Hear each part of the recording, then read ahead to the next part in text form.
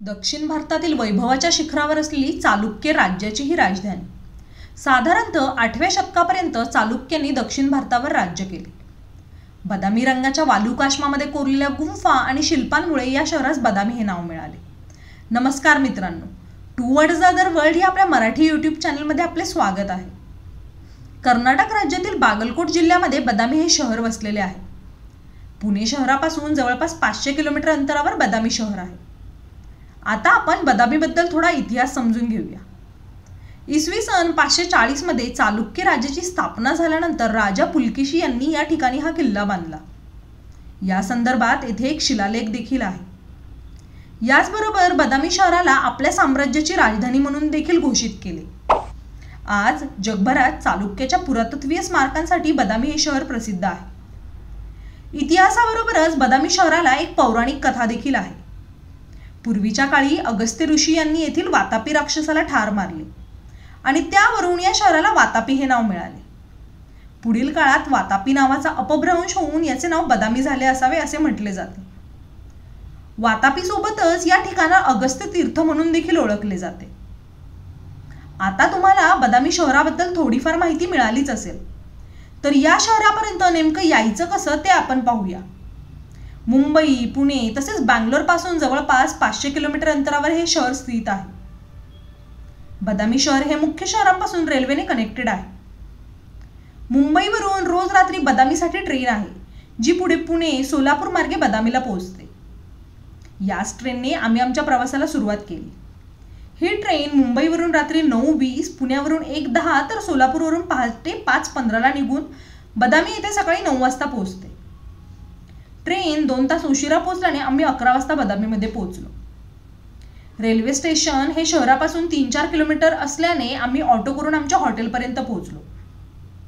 पुणे ते बदामी हा रस्ता चांगला असल्याने तुम्ही इथे स्वतःच्या गाडीने देखील जाऊ शकता.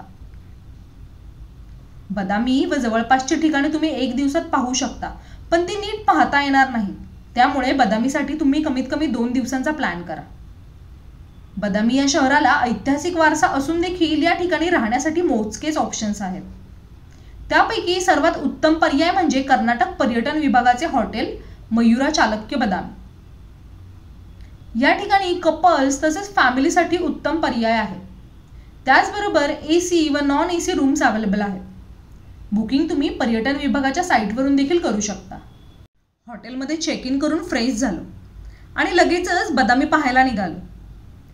बदामीमधील सर्व साईट्स या हॉटेलपासून अगदी वॉकिंग डिस्टन्सवर आहेत. त्यामुळे आम्ही पायी फिरण्याचे ठरवले. जर तुम्ही फॅमिलीसोबत असाल तर ऑटो देखील करू शकता, जे तुम्हाला अंदाजे 500 रुपयांमध्ये बदामीमधील ठिकाणे फिरवून आणतात. आजच्या दिवसाचे आपले पहिले ठिकाण आहे बदामी केव्ज. लेण्यांजवळ येताच लक्ष जाते ते म्हणजे डोंगरांच्या कडा खोदून तयार करण्यात आलेल्या शिल्पांकडे. पार्किंगमधूनच आपल्याला पहिल्या लेणीचे दर्शन होते.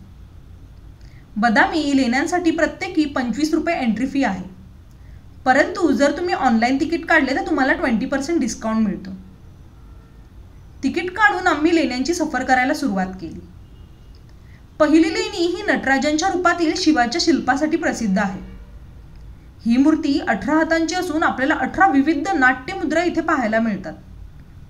याचबरोबर शिव द्वारपाल, शिव पार्वतीचे अर्धनारीश्वर शिल्प, पशुपक्षी तसेच मिथुन शिल्पे देखील आहेत. थोडंसं वर चढून गेल्यानंतर आपल्याला दुसऱ्या लेणीकडे पोहोचतो. ही लेणी भगवान विष्णू यांना समर्पित आहे. लेणीच्या आतल्या भागात हिंदू ग्रंथांमधील कथा दर्शवल्या आहेत. यामध्ये कृष्ण जन्म, समुद्र मंथन तसेच कृष्णलीला आपल्याला पाहायला मिळतात. याचबरोबर विविध देवदेवतांची शिल्पे, त्यांचे अवतार व पौराणिक कथा देखील आहेत. तिसरी लेणी देखील भगवान विष्णू यांना समर्पित आहे. या गुफेमध्ये देखील विविध देवतांची तसेच त्यांच्या अवतारांची शिल्पे आहेत. या लेणीमध्ये काही पेंटिंग्स देखील आहेत, परंतु त्या आता फिकट झालेल्या आहेत. चौथी आणि शेवटची लेणी जैन धर्मातील श्रेष्ठ तीर्थकारांना समर्पित आहे. साधारणतः 7व्या शतकात ही लेणी तयार केली असावी. या लेणीमध्ये जैन तीर्थकारांच्या 24 प्रतिमा आहेत, तसेच शिल्पे देखील आहेत. या लेणीमध्ये आणि महाराष्ट्रातील वेरूळ येथील जैन लेणीमध्ये बरेच साम्य आढळून येते. शेवटच्या लेणीपासून समोरील बदामी फोर्ट, लेक तसेच भोवतालच्या मंदिरांचा सुंदर नजारा आपल्याला पाहायला मिळतो. ज्या तळ्याभोवती हे बदामी वसलेले आहे त्याला अगस्त्य लेक असे म्हणतात आणि हे नाव अगस्त्य ऋषींच्या नावावरून देण्यात आले आहे. या अगस्त्य लेकला वेढा मारून आम्ही आमच्या पुढील ठिकाणाकडे निघालो. वाटेत आपल्याला यल्लम्मा देवीचं मंदिर दिसतं. देवीचं दर्शन घेऊन बदामीमधील गल्ल्या पार करत आम्ही पोहोचलो बदामी किल्ल्याच्या पायथ्याजवळ. किल्ल्याच्या पायथ्यालाच आर्किओलॉजिकल सर्वे ऑफ इंडियाचे म्युझियम आहे. म्युझियमची एंट्री ही फक्त 5 रुपये आहे आणि आतमध्ये बदामीबद्दल सर्व इतिहास तसेच काही अवशेष देखील आहेत. त्यामुळे हे म्युझियम स्किप करू नका.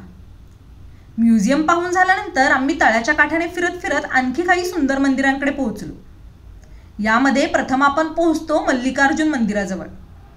हे शंकराचे मंदिर असून साधारणतः 6व्या शतकात बांधले गेले असावे, परंतु या मंदिराची बाह्यरचना आणि विस्तार हा 11व्या शतकात झाला.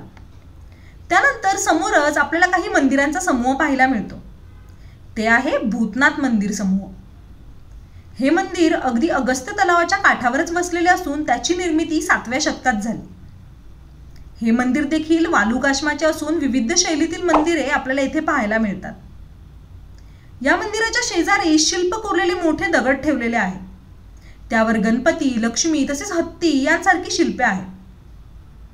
भूतनाथ मंदिराला भेट देण्यासाठी संध्याकाळची वेळ ही परफेक्ट आहे, कारण तिथून सनसेट खूप मस्त दिसतो. ही सर्व मंदिरे संध्याकाळी 5 वाजेपर्यंतच सुरू असतात, त्यामुळे वेळेकडे लक्ष ठेवून सर्व ठिकाणे एन्जॉय करा. भूतनाथ मंदिराला भेट देऊन आम्ही पुन्हा बदामी किल्ल्याच्या पायथ्याशी पोहोचलो आणि किल्ला चढायला सुरुवात केली. किल्ल्यावर काही एंट्री फी नाही आहे आणि संध्याकाळी 6 वाजेपर्यंत तुम्ही किल्ल्यावर जाऊ शकता. किल्ल्यावरून देखील सनसेट तसेच लेकचा व्ह्यू आणि बदामी लेणी फारच आकर्षक दिसतात. किल्ल्यावर चढताना आपण 2 डोंगरांच्या मधल्या दरीतून जात असल्याचा फील येतो. या किल्ल्यावर 2 शिवालय आहेत.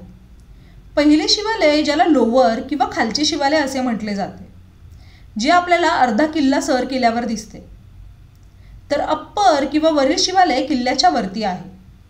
या शिवालयामध्ये सध्या कोणतीही पूजा होत नाही. संपूर्ण किल्ला फिरून आम्ही खाली उतरायला सुरुवात केली.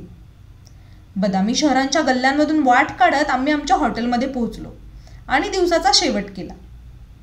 जेवणासाठी बदामीमध्ये खूप फॅन्सी असे रेस्टॉरंट नाही. तुम्हाला उडुपी रेस्टॉरंट्स मिळून जातील, ज्या ठिकाणी ब्रेकफास्ट आणि जेवणासाठी थाळी अवेलेबल असते.